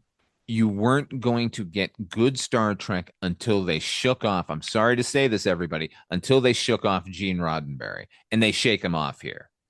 He's such a pain in the ass during the production of this movie, and continues to be in the future, that Paramount basically severs ties with him over this movie. He's still the executive or creative consultant and executive producer, and created by Gene Roddenberry and whatever. But from here on out, his involvement is about as much as Rod Serling's involvement in the second season of Night Gallery. Hey, Midnight viewers. This is no disrespect. I mean, there would be no Star Trek if it wasn't for Roddenberry. No one is saying that he wasn't instrumental, integral to Star Trek becoming anything at all. There wouldn't be one without him. But having said that, I agree with you there, because and we'll talk about this, with Star Trek 2, everything changes. To your point, it shakes off the baggage of the wagon train to the stars that we had with the original series into the motion picture. And it made all the difference in the world. And it does what this movie doesn't, which is this pays lip service to the idea that we're picking up these people's lives later on. It isn't. It's like, you're an admiral, okay, but you're really still the captain, and here's your ship, and we're off on adventures again. In the next one, Nicholas Meyer confronts head on the fact that these characters are older and moving on. He makes it actually central. Anyway, we're going to get there. We'll get to there. But anyway, I agree with you that this was a necessary step to get us to a place where it became its own thing, the cinematic version of Star Trek. We had to start somewhere to get there. So in my mind, this is a success. Like I said, this still stacks up against the original series, but it had a way to go before it became its own cinematic experience. So there you go. The last thing I'll say is Jerry Goldsmith brought in Alexander Courage to do the portions of the score that were echoes of his original Star Trek score, which there are many. Sure. But it all works. I mean, if there's one thing we point to that is an unqualified success with this movie, it is the music. And I can't say enough good things about it. So, and they're going to kick Jerry Goldsmith loose for the next one. Ooh, and it is a doozy. We can't wait to get to that. Oh, until then, where can people find you, HP? I don't know when this is coming out or where or whatever. It's coming out eventually, so it's going to come out. Keep it in reserve. I co-host the Night Mr. Walters Taxi podcast alongside Midnight Viewing's Father Malone. Hey, he happens to be right here with me. Hey, that's me. That's him. And I host the Noise Junkies music podcast. And last but not least, I have a Bandcamp site, hpmusicplace.bandcamp.com. Go there. Listen to his music. It's really fucking good. What's wrong with you? He does all of our music. You hear that Star Trek score you heard at the beginning, that religious experience? That's HP. Now, as for me, you're listening here, Midnight viewers, patrons. Hello, patrons. You're hearing this months in advance. Thank you all for your patronage. And if you don't patronage, then give us a like and a subscribe and a positive review. It helps with the algorithms and confronts Voyager on his own terms. Until next time, here on Star Trek Fest. You cannot change the laws of physics. Laws of physics. Laws of physics. You cannot change the laws of physics. Laws of physics, Jim. Oh, we cannot beat. Shoot to kill. Shoot to kill. Shoot to kill. We cannot beat. Shoot to kill. Scotty, beam me up. It's worse than that. He's dead, Jim. Dead, Jim. Dead, Jim. It's worse than that. He's dead, Jim. Dead, Jim. Dead. Well, it's life, Jim, but not as we know it. Not as we know it. Not as we know it. It's life, Jim, but not as we know it. Not as we know it, Captain. There's Klingons on the starboard bow, starboard bow, starboard bow. There's Klingons on the starboard bow, starboard bow. You cannot change the script, Jimmy. Up to you, Jimmy. It's worse than that. It's physics, Jim. Bridge to engine room. Work.